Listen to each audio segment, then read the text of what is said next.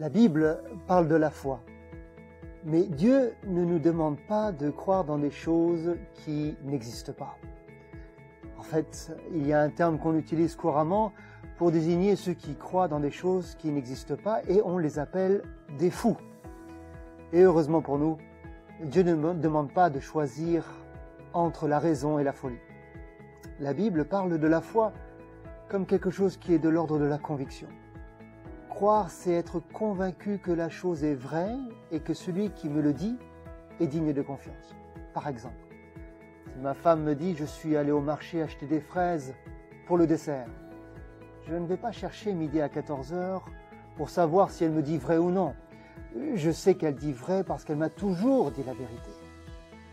Mais s'il fallait vérifier la chose, il suffirait pour moi d'ouvrir le frigo pour être convaincu que les fraises sont bien là et qu'elles m'attendent effectivement pour le dessert. J'ai foi dans ma femme.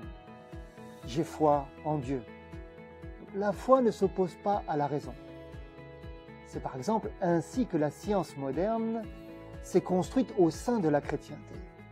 Et les premiers scientifiques, Kepler, Newton, Pascal, avaient foi en Dieu. Et c'est parce qu'ils croyaient dans un Dieu rationnel qui a créé un monde rationnel qu'ils sont partis à la recherche de ces fameuses lois de la nature. Sans la foi que le monde est compréhensible, qu'il est cohérent, aucune science n'est possible. Y avez-vous déjà pensé? Et c'est bien plus tard, au siècle des Lumières, que les choses vont se gâter. Petit à petit, les philosophes vont pousser les hommes à l'autonomie de la raison. C'est-à-dire raisonner en dehors de l'idée que Dieu est là. On a commencé à vouloir se débarrasser de Dieu, peut-être parce qu'on pensait plus ou moins secrètement qu'on pourrait vivre sans lui. C'est un peu comme si je disais à ma femme « je ne veux plus te voir, alors je vais te mettre au frigo avec les fraises et on verra plus tard ». Mais ma femme n'est pas comparable aux fraises. C'est elle qui est allée les chercher.